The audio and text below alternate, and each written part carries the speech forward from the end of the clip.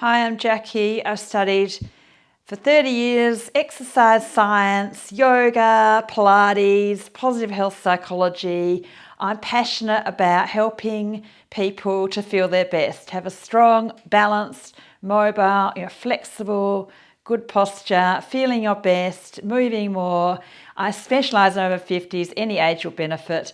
This one is specifically for bone density, but all of them, everything is good for bone density, exercise, flexibility, strength, moving more, keeping your body balanced. You'll learn a lot from this video. I've been asked to make one from a few of my students from YouTube for adapting Dr. Lauren Fishman's 12 poses for osteoporosis. I've taken the best ones from that, but I've also taken the best ones from exercise science, proven to help bone density. So do this video. It is so good for you. What's good for your bones is good for your strength, your general health, or healthgevity, feeling your best, enjoying your old age more. So do it. Get strong. It's never too late. Just do what I say and you'll have a better time in your old age. Mobile on silent. Drink plenty of water. Take this time for your bones, for your muscles, for your general health, starting in the most important pose of all for everyone, and especially for your spine and your bone density and your hips, is good posture, equal weight through the right and left foot, equal weight through the hip joints, not being like this. Make sure most of the time in your life your chest is lifted, your shoulders are down, your heavy head is in the right place on top of your spine. So what you do most of the time, all day, every day, is obviously the most important thing. Exercise is, but you're only doing that a little part of the day, hopefully every day. But most of the time, be aware of your spine. Be more connected to your body. So important. I bang on about it all the time. So good posture, awareness in your body, reach the crown of the head, lift through your chest, shoulder blades are in, not jutting out your lower ribs because then you'll get back tension. So just keep that balance. And if the weight's equal in the right and left side, then the hips are going to last. The bone density is more equal in the hips. You're not like that, you're not like that, not like that. Try to get that equal weight through the pelvis. Keep doing all my videos. You'll be more connected in everything. You'll learn so much with every video. Don't always do the same one twice. But this one is particularly good for bone density. The next most important exercise is elbows in back pockets throughout the day, especially if you're getting that rounded posture. So try to put your elbows in your back pockets without jutting out your lower front ribs. You'll also find this coming into a lot of my videos. So a lot of you will be familiar with this one and you'll be doing it in your everyday life. The yoga coming into your life is what it's about, because then it's going to make a real difference. So elbows in back pockets. I want you to feel those middle back muscles, your shoulder blades, your middle trapezius, your chest lifting. It's the opposite to that, the opposite to rounded posture, closed chest, so we're going and restricted blood flow, and also the incidence of compression fractures in the front of the spine is increasing, and that is just incredibly painful when you get fractures in your spine. You need to learn how to live with pain, and none of us want that. So let's try to keep doing this throughout our day, breaking up sitting, strengthening our back. The more we strengthen our back, the less likely we'll be here. So very important. Okay, so the next one is you can march, stomping a little bit. And that, if you have osteoporosis in your hips, that might be, you might feel that's enough. If you can do a bit of a run, bit of a stomp, bit of pressure through the bones. Keep your pelvic floors on. Keep the lift through your chest. Don't look at the floor. Look at the horizontal gaze. Maybe look outside at the horizon or a sky or a plant. rather than at the screen. If you feel it's safe, you can do a bit of a jump, and that is really good for bone density too, putting a stimulus through the bone.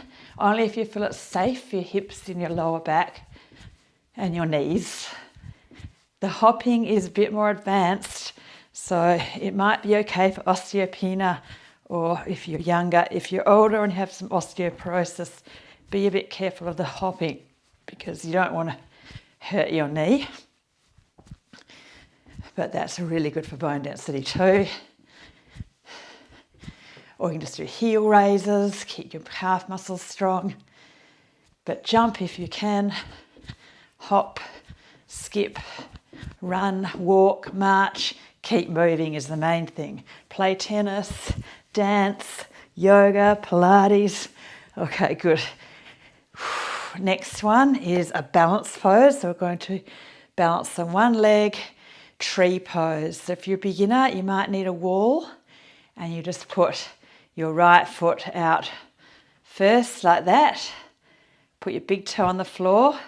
You might have a hand near the wall, but you might be in the middle of the room, and then you try to take the foot off the floor, put it on the inner ankle, and then when you progress, when you get better, you will be able to bring the foot up, and you can be in the middle of the room. So stay for a few breaths, keep doing your best, putting some healthy pressure in the hips, and you're also working on flexibility as well as strength through your hips. Chest lifted, shoulders down, don't look down, reach the crown of the head. Okay, and then straighten and bend that knee. And back to standing with good posture, awareness in your body, and feel free to be near a wall. If you're a beginner, put the big toe on the floor, externally rotate through the left hip now. And when you get a bit stronger, have the foot off the floor and the hand off the wall. And then when you get a bit more strong and flexible, then you have the foot up. And you can have your hands on your hips. You can raise your arms in the air, but a lot of people, if you're a bit rounded in your spine, then you have to be careful of holding your arms up because you might tense your neck. So keep the chest lifted, the shoulder blades in. Reach the crown of the head. Most of us are heads forward a lot of the time. And then releasing, straighten and bend. Rolling a spine. Okay, the next one is in Dr. Lawrence sequence. A few people have asked me to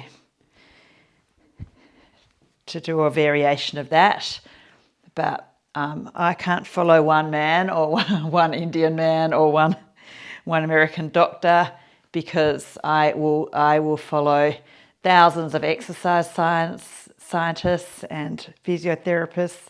So this is Warrior 2. So if you're a beginner, that might be enough for you. So keep that front kneecap facing over middle 3 toes, and don't twist through. You're trying to get your glutes, some weight into the hips. But when you get more flexible, you can go a bit deeper into it. Just be mindful of pelvic floors, squeezing them up, because as we get older, the pelvic floors stay on this side, the right knee bent. As we get older, the pelvic floors are not as strong, and there's downward pressure for some people. And because they're stretching here, you need to work harder to shorten or contract or keep the support there, because muscles are weaker when they're not as strong when they're lengthened. So you've got to try to thicken up, squeeze in. There's quite a lot to this pose.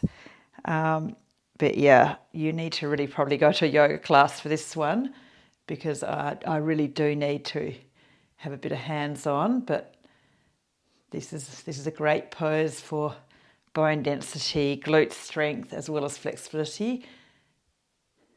Everybody swap to the other side. So you're bending into the left knee. Make sure you're not like that. So you're trying to get the front kneecap facing over the middle 3 toes. So you might need to bring the back hip forward to get that alignment through that knee, the abductors and adductors. Shoulders down, pelvic floors up, reach the crown, and you're rotating your neck, which is nice for your neck. You're trying to really push back through the back legs, squeeze into the glutes. The abductors are on here. It's a wonderful pose, but it's not generally practiced very well. So you really do need to get to a yoga class and have a teacher who's really focused on alignment and technique and focused on the students. Okay, really good one. Whew, this one is particularly good.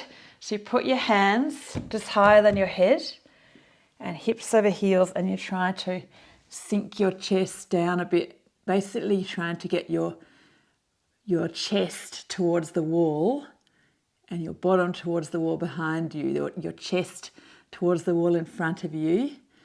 And you're trying to extend or arch a little bit, and you feel it a bit in the short armpit area. So you're trying to arch into your spine. Look forward slightly, so holding your head up a bit. So it's different to the right angle that we often do in my classes. So it's not hands here, but that's a good one too. If your hands higher, you get more extension through your spine. So taking out the roundness. Another good one, that one. A little bit of a roll, a little bit of a shake. So the next exercise is side angle pose. So first we're going to bring our legs out wide. If you feel it's safe, you can jump. And we're going to go towards our right leg into warrior two again. And if you're a bit stiffer, side angle poses, that's perfect for beginners to get the alignment. But when you get more flexible, you go a bit deeper down into a bit more like that. So you're towards your right leg first. And again, you do need to go to classes. I rarely see beginners in alignment in this pose, very rarely. They need a bit of hands-on, eyes-on from a teacher. So it's hard. This one on YouTube, I don't think is ideal, but it is a good pose, and a lot of you know your yoga. So it's a good one for the hip joints and flex between the spine, strength and flex between the hips. Let's try the other side. So towards your left leg, so into your warrior two, and then into your side angle. Remember, some of you a bit more like that for the alignment. And then if you're a bit more flexible in your hips, also your spine, also your shoulders. So holding the pose for a decent amount of time so you feel your muscles a bit. When you get a bit stronger, you need to hold for longer. So you might press pause. We're doing medium holds in this video. It's quite a good pose when you get into it. Okay, coming out of that one. Oh, the next one is really good for hip bone density, but also you can get into your spine as well. So chair pose, but not like this, because that's not getting into my spine, is it? So it's just as much about your back to get to here with your chest lifted as your legs. Check your knees aren't pulling in, because that's being weak in your outer hip, which is bone density in your outer hip. So keep your kneecaps facing over middle three toes. So traditional chair, actually have your feet together. Also, if you can't relax your neck, have your arms in. So you're trying to get your bottom lower and your chest higher. Your thighs more horizontal and your spine more vertical. Try to keep the equal weight through the right and left sides, and you'll feel your heart rate come up a bit and your body temperature. So good for your metabolism, good for getting the blood flow moving.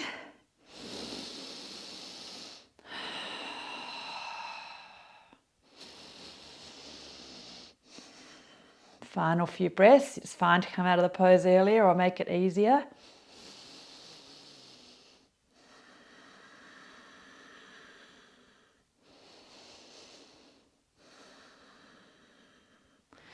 Oh, that was a good one. Bit of a shake. Okay, So the next one is plank or push-ups or a bit of both. So if you have a bit of a wrist problem or you're a beginner, you might start with wall plank and wall push-ups. So that's like this. So you're pushing into the wall, strong arms straight back, and you can do a few push-ups as well. And that's a good start, but some of you, that's too easy. So you're ready to come down to the floor and do plank on the floor.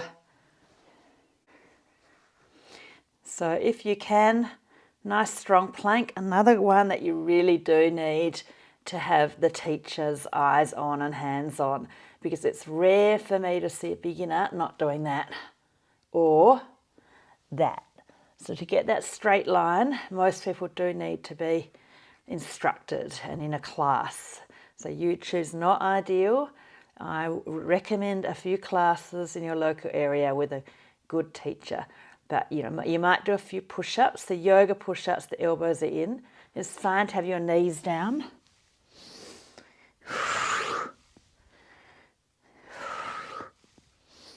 And you can do also elbows out. It might be enough just to hold plank. Make sure your back's straight, your belly's squeezing, your lower front ribs are squeezing in, your shoulders are down, you're holding your head. Don't let your bottom stick out, don't let your back sag. Elbow planks are really good, really challenging. You got to push your muscles a bit to get into the bones. And this next one is one of the really, really good ones for bone density. If you're a beginner, you will keep your knees bent. So side elbow plank, but not like that. Shoulders down, strong core. Another one that you really do need to have that teacher. I'm doing the harder one here. You can also have the top foot in front, but start with easier. If you rush into the harder stuff, you'll just collapse, you'll tense up. You're not doing yourself any favours. So you build up your strength slowly and you build up to the longer holds. Just take it to your edge where you really start fatiguing. You can really feel you're getting to the deep muscles and bones.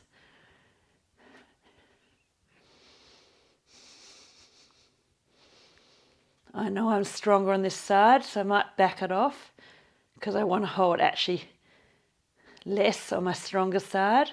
I want to hold for longer on my weaker side. So remember, beginners, you keep the knees bent, keep those shoulders down. But when you're more experienced, you hold straight legs and you might have the top foot in front. It's a bit easier. Keep those shoulders down. Keep that top hip forward. This is what beginners do. They do it like that. So keep that lift. Start with the bent knees if you're not used to it. You'll get plenty of benefits, especially if you're tall. It's harder if you're tall for these ones.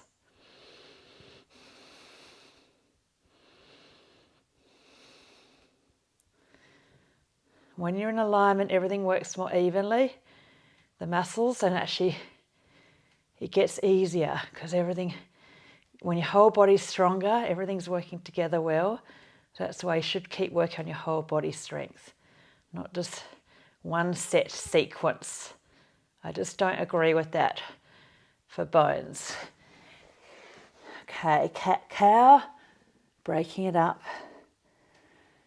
This next one, if you have a really sore back, just come back to your elbows in your back pockets like that. Otherwise, this is the way to get into your back muscles, into your spine, into your vertebrae, into your bones a bit more. So you're going to lift so feet are down, and you could put your elbows in your back pockets. That works well. Squeeze your belly too. You could reach back as though you're trying to touch your little toes. That works well.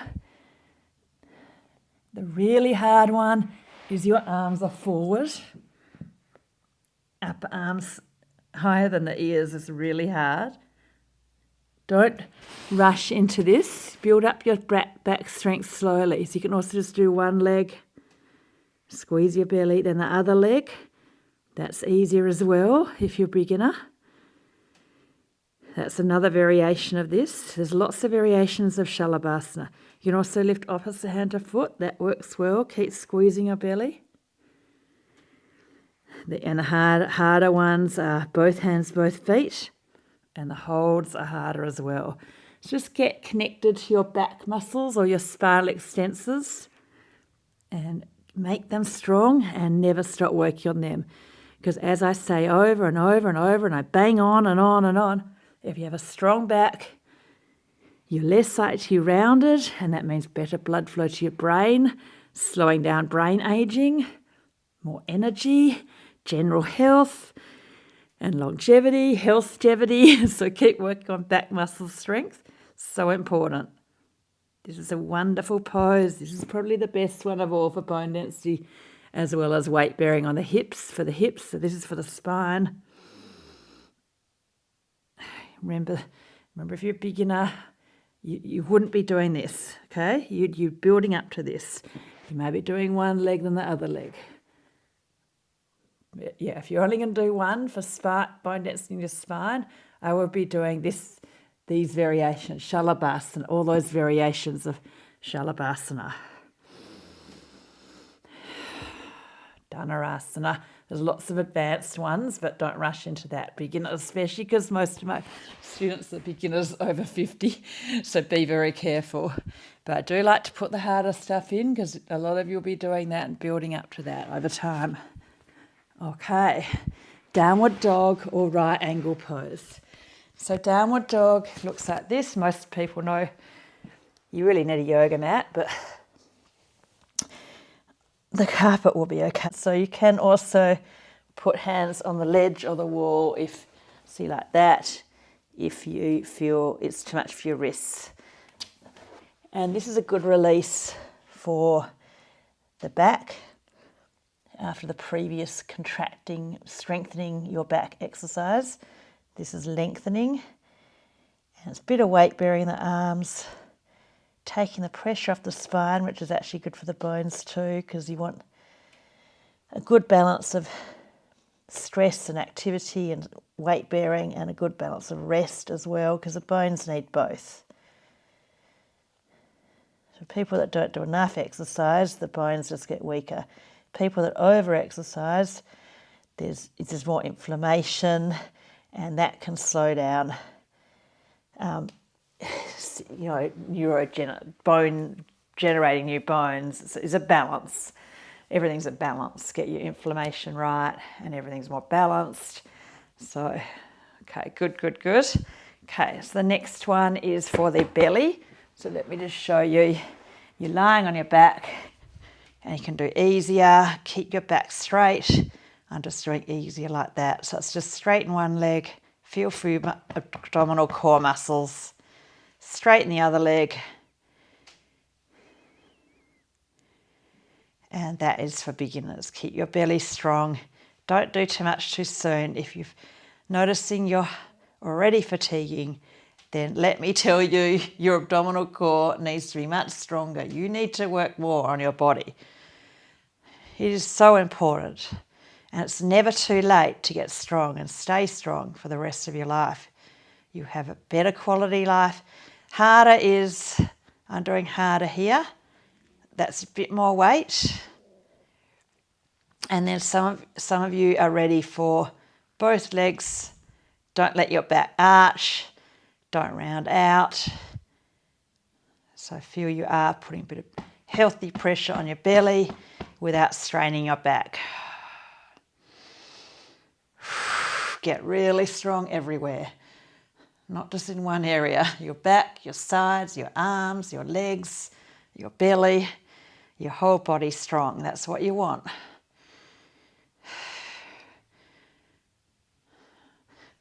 Okay. Next one is bridge pose, which is great for your back as well. So some of you don't know bridge, so you might have a quick look. Don't strain your neck to look though. And some of you are ready for hold. Some of you just come up and down, and that's easier for beginners. Building up your strength slowly, remember. If you do too much too soon, you're not doing yourself any favours. Okay, some of you are ready for harder. variations. So straighten one leg, straighten the other leg. So everybody, wherever you are, doing your best. You can hold the bridge, you can come up and down, building up to one-legged bridge over time, maybe a few months. If you're doing these exercises regularly, everything will start to get stronger and you will start to adapt. Your body will get stronger and you'll be able to do a bit more with and keeping it safe. So you don't want to do too much too soon, especially when you're over 50 and a beginner. But you feel your muscles. Don't arch your back too much. Keep tucking your tailbone. And that's another really good one, the bridge pose.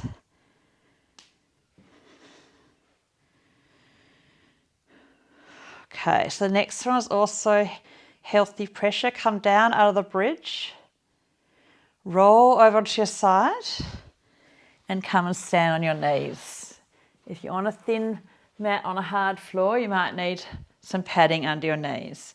This is a really, really good one too for bone density into the spine and a little bit into the kneecaps and also a little bit into the hips, but not so much.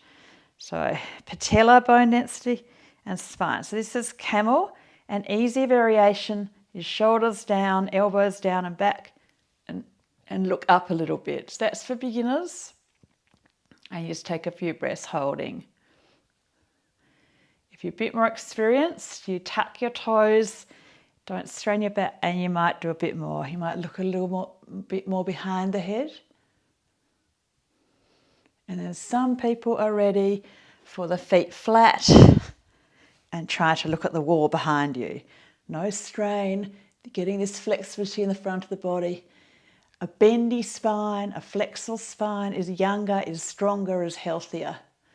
So flexibility in the spine is also very important, not just strength.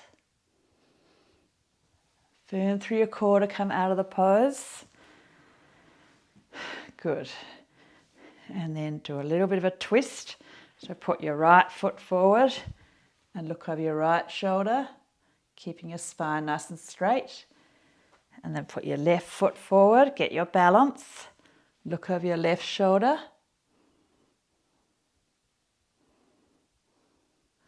Okay, good. And then kneeling, if it's okay for your knees, sit back and stretch forward. If that doesn't feel okay, just keep your knees up, so like that. You are trying to get your bottom back and your chest forward. So if you can, sit back and stretch forward, or you might prefer arms beside you, traditional child's pose. That nice flexibility into the spine.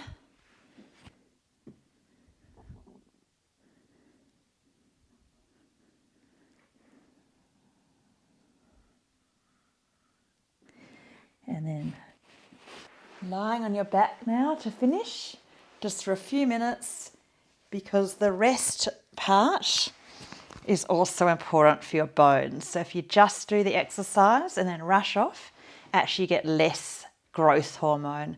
As you go into a relaxed state and you rest after exercise, the cortisol goes down, you get into that relaxed state, the growth hormone goes up. So that's more helping bone to make more bone and neurons, brain cells, neurogenesis and new muscles. And yeah, so the rest is really important. There's quite a bit of science to it, but the yogis know it's important to assimilate the benefits of the practice. So soaking up, feel the stimulus through your spine, through your hips, through your whole body. Connecting into your bones, and feeling is understanding. So you might know all your science, you might be a university professor specialising in bone density, but actually practicing the yoga, feeling into your own body, connecting into your own bones, your understanding is deeper. You know all these exercises are good for you, and keep moving in different ways and not always doing the same thing over and over. trying to keep a more balance around your spine, around your whole body. Flexibility and strength as balanced as you can get it. So you don't want to be strong here and weak there, or sort of really flexible one place and really stiff in another place. You kind of want a general all over balance of strength. You don't need to be overly strong, just everything quite balanced. And also your flexibility as well. You don't need to be overly flexible to have a healthy body, musculoskeletal system. Just keep everything as balanced as you can, and the more yoga you do, the more you'll deepen your understanding of what you need to work on to balance your body. Stay for longer if you like. Take some nice, slow, deep meditative breaths. Really good medicine. Anti-aging medicine, anti-anxiety, natural antidepressants, natural anti-inflammatories.